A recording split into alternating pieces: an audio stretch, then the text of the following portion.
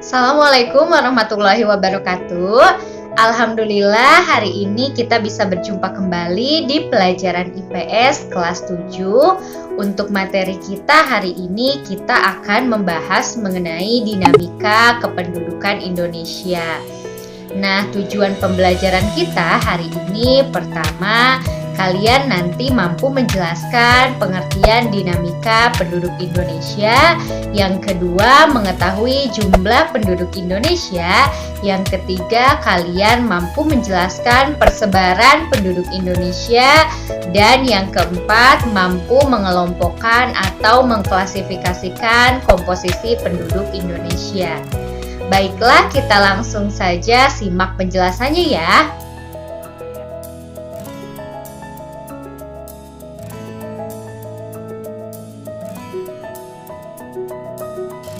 Anak-anakku, jika kita berbicara mengenai pengertian dinamika kependudukan Indonesia, maka kita sedang membahas mengenai perubahan jumlah penduduk Indonesia dari waktu ke waktu.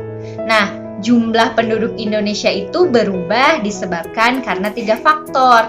Yang pertama adalah faktor kelahiran atau natalitas, yang kedua kematian atau mortalitas, dan yang ketiga adalah perpindahan penduduk atau migrasi.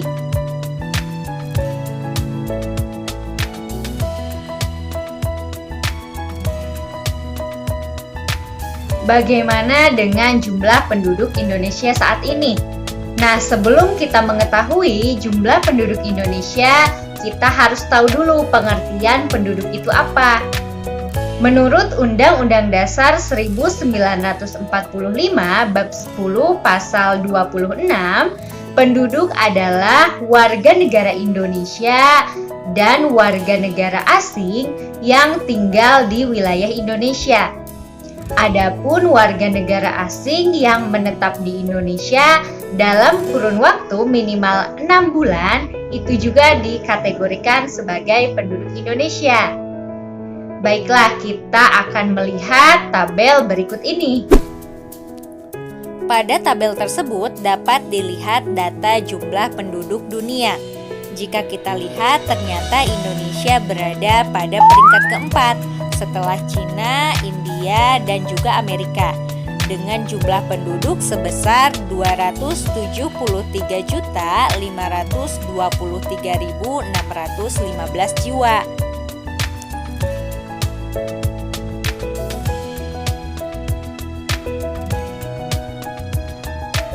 Nah, tadi kita sudah mengetahui ya berapa jumlah penduduk Indonesia. Sekarang kita akan mengetahui bagaimana persebaran penduduk Indonesia itu sendiri.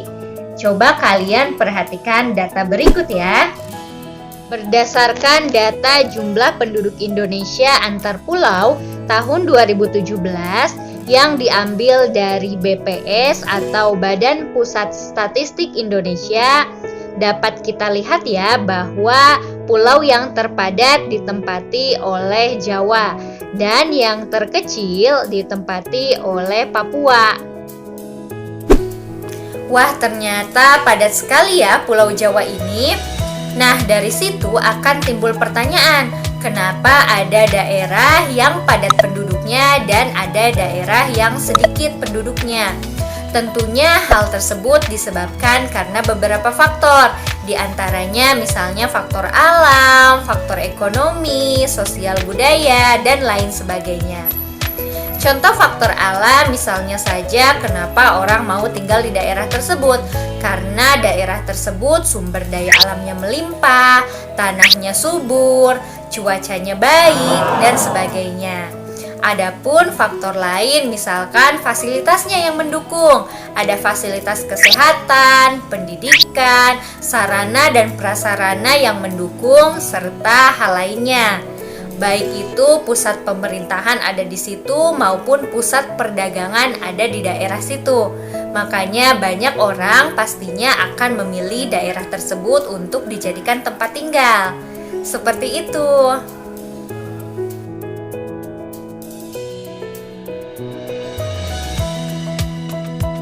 Nah, yang terakhir adalah komposisi penduduk. Komposisi penduduk sendiri merupakan penggolongan atau pengelompokan penduduk berdasarkan karakteristik atau ciri-ciri tertentu. Misalnya, penggolongan penduduk berdasarkan usia, jenis kelamin, pendidikan, pekerjaan, agama, dan masih banyak lagi. Nah, untuk kali ini kita akan membahas penggolongan penduduk berdasarkan usia dan jenis kelamin. Coba kalian perhatikan penjelasan berikut. Komposisi penduduk Indonesia dapat digambarkan melalui piramida penduduk. Yang pertama, piramida ekspansif atau piramida penduduk muda. Dengan ciri-ciri pertama berbentuk kerucut dengan alas yang lebar dan puncak yang meruncing. Yang kedua, piramida ini menunjukkan penduduk usia muda lebih besar dibandingkan usia tua. Hal ini dapat kita lihat pada gambar di samping. Terdapat umur yang menunjukkan usia muda di bawah 5 tahun sampai usia tua 85 tahun ke atas.